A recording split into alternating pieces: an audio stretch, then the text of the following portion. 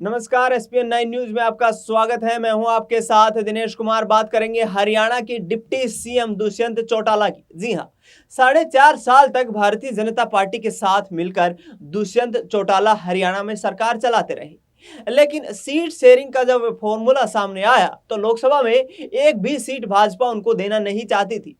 लिहाजा गठबंधन टूट गया और दुष्यंत चौटाला की पार्टी जननायक जनता पार्टी भाजपा से अलग हो गई। हाल ही में जिस तरीके से लोकसभा चुनाव से पहले दुष्यंत सिंह चौटाला चुनावी तंज कसते हुए नजर आ रहे हैं, उनका कहना है कि भारतीय जनता पार्टी उनका प्रमुख विपक्षी दल है और ऐसी तमाम नीतियां हैं जिनके खिलाफ वो लोगों के बीच जाने वाले हैं।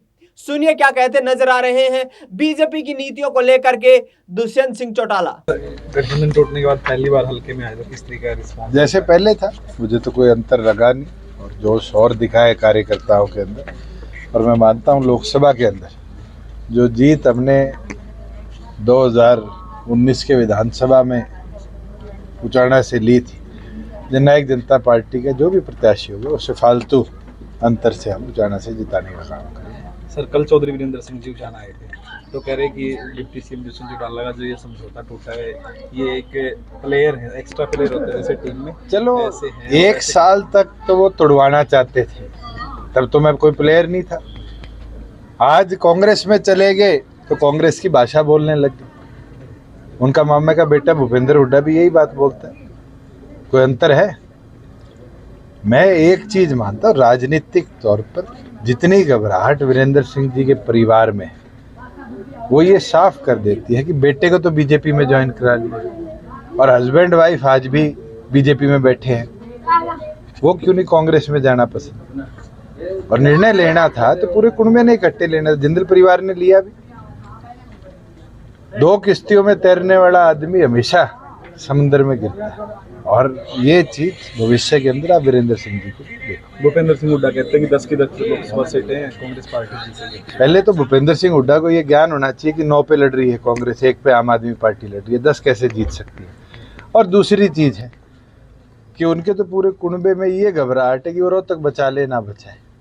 अगर दम है, खुद मैदान में है, कुमारी शैलजा को उतारे और जितने दिग्गज हैं किरण चौधरी जी और उनको मैदान में उतारे, लड़े कांग्रेस में चुनाव।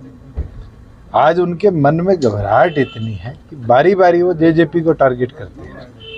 हम तो दम के साथ 10 की 10 सीटें लड़ेंगे और मजबूती के साथ पहले से भी ज्यादा वोटों के परिणाम भी लाएंगे, सीटें भी जीत के पार्लियामेंट में। सर, केजरीवाल को गिरफ्तार किया गया तो विपक्ष से निरंतर बोल रहा है कि वो भी बोल रहे हैं आप पार्टी वाले कि ईडी का इस्तेमाल बीजेपी देखो, ये सरकारी मशीनरियों का उपयोग दुरुपयोग हमेशा से रहा है, इमरजेंसी में भी रहा, उसके बाद चौटाला साहब औरों के ऊपर भी चलाया, अजय सिंह जी जेल में गए, आज भी चल रहा है। नई एजेंसी आ जाती है, नए नाम के साथ आती है, काम तो वही है। और अगर गलत है तो मैं मानता हूँ सजा मिलनी चाहिए, और अगर गलत नहीं है तो ये मोहर लगा देगा किस तरीके से सरकारी दुरुपयोग। कांग्रेस पार्टी के जो अकाउंट्स है वो सीज कर दिए गए, तो ऐसे में कह रहे हैं कि लोकतंत्र की हत्या की जा रही, प्रजातंत्र की हत्या की जा रही। कांग्रेस पार्टी की एक घबराहट है। देश की सबसे पुरानी पार्टी जिस दिन ये बोलने लग जाए कि हमारे पास ट्रेन की टिकट के पैसे नहीं है, ये दिखा देता है कि उन्होंने इतिहास में देश को लूटने का काम कैसे किया था कि आज पैसे के लाले पड़ गए। बीजेपी भी 400 पार का नारा दे रही सर। 1977 में एक नारा था, India is Indira, India is India, और उस नारे के अंदर देश को यह दिखाया गया कि कांग्रेस से बड़ी इंदिरा गांधी बनी। नतीजा क्या आया? मोरारजी देसाई देश के प्रधानमंत्री। आज भी नारा है, बीजेपी से बड़े मोदी जी हो गए और 400 का नारा दे दिया। मैं ये मानता हूँ कि जनता 2 महीने हैं, वोट की ताकत से जवाब भी देगी और बताएगी भी कि क्या 400 पार थे या 200 से नीचे लाने का काम जनता ने।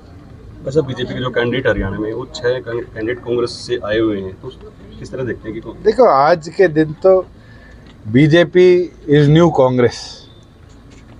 मैं तो हैरान हूँ कि उनके दिग्गज नेता जो वर्षों से उस पार्टी को सींचते हैं, आज उनकी जगह भी उधार पे लेकर कैंडिडेट उतारे। दर्शाता है कि जो संगठन की मजबूती की बात करते हैं, संगठन की ताकत की बात करते हैं, कहीं ना कहीं उनकी संगठन की कमजोरी सामने आ रही है। सब ऐसे ही कहते हैं कि जो चुनाव कर्नाटक 1 लाख वोट ले ले कुरुक्षेत्र में, बहुत बड़ी बात है। तो आपने सुना यहाँ पर दुष्यंत चौटाला जो कि चुनाव प्रचार कर रहे हैं, उनका कहना है कि 10 की 10 लोकसभा सीटों पर हम मजबूती के साथ चुनाव लड़ेंगे। भारतीय जनता पार्टी ने जिस तरीके से किसानों के साथ और युवाओं के भविष्य के साथ खिलवाड़ किया है, आने वाले वक्त में प्रदेश की जनता उनको जवाब देगी। फिलहाल इस खबर में इतना ही। देश दुनिया की तमाम बड़ी खबरों के लिए आप देखते रहिए SPN 9 न्यूज।